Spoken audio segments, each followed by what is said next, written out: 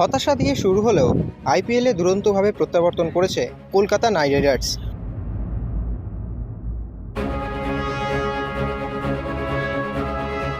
काटू क्या अभी काटू?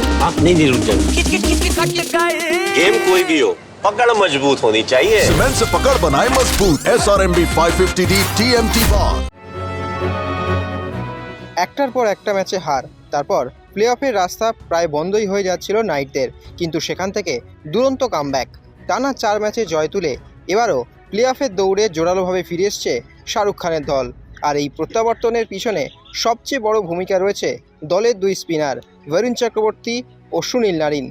বিশেষ করে বরুণ চক্রবর্তীর ম্যাজিক স্পিনের দাপটে বিপদে পড়ছে প্রতিপক্ষ ব্যাটাররা। তবে ঠিক এমন সময়ই সামনে এলো বড় দুশ্চিন্তার খবর। আগামী 13ই মে রায়পুরে রয়্যাল চ্যালেঞ্জার্স ব্যাঙ্গালোরের বিরুদ্ধে গুরুত্বপূর্ণ ম্যাচের আগে দলের হোটেলে ক্র্যাচ ভর করে হাঁটতে দেখা গেল বরুণ চক্রবর্তীকে। সোশ্যাল মিডিয়ায় সেই ভিডিও ভাইরাল হতেই উদ্বেগ ছড়িয়েছে কেকেআর সমর্থকদের মধ্যে। এখনও পর্যন্ত বরুণের চোট নিয়ে কোনো সরকারি বিবৃতি দেওয়া হয়নি কলকাতা নাইট রাইডার্স ম্যানেজমেন্টের পক্ষ থেকে। তবে বিশেষজ্ঞদের মতে চোটটা গুরুতরও হতে পারে। ভিডিওটিতে বরুণের বাঁ পায়ের প্রোটেক্টিভ বুটও দেখা গিয়েছে। মনে করা হচ্ছে আগের ম্যাচে ফিল্ডিং করার সময়ই এই চোট পেয়েছেন তিনি। আর এর আগেও সানরাইজার্সের বিরুদ্ধে ম্যাচের আগে ট্রাভিস হেডের একটি বল আটকাতে গিয়ে চোট পেয়েছিলেন বরুণ, যদিও পরে তিনি মাঠে ফিরে এসেছিলেন। কিন্তু এবার পায়ে ক্র্যাচ ভর দিয়ে হাঁটছেন, সেই দেখে উদ্বেগ বেড়েছে। তবে চোটের সমস্যা অবশ্য নতুন নয় বরুণের ক্ষেত্রে। 2026 টি-20 বিশ্বকাপের শেষ দিকে পুরোপুরি ফিট ছিলেন না তিনি। তবে এবারের আইপিএলের শুরুটাও তার ভালো যায়নি, যদিও পরে নিজের ছন্দ ফিরে পান এই মিষ্টি স্পিনার। এখনও পর্যন্ত এই মরশুমে 8 ম্যাচে 10টা উইকেট নিয়েছেন বরুণ চক্রবর্তী। এদিকে কেকেআরের সামনে এখন কার্যত do or die match royal challengers ব্যাঙ্গালোরের বিরুদ্ধে। এই ম্যাচ হারলে সঙ্গে সঙ্গেই বিদায় নেবে কেকেআর।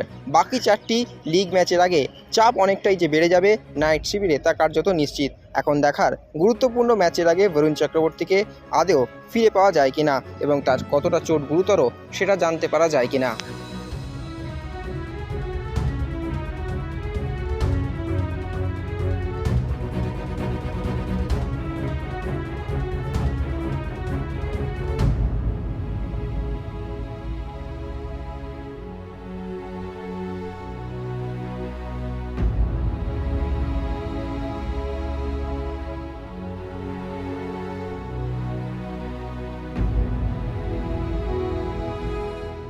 extra time।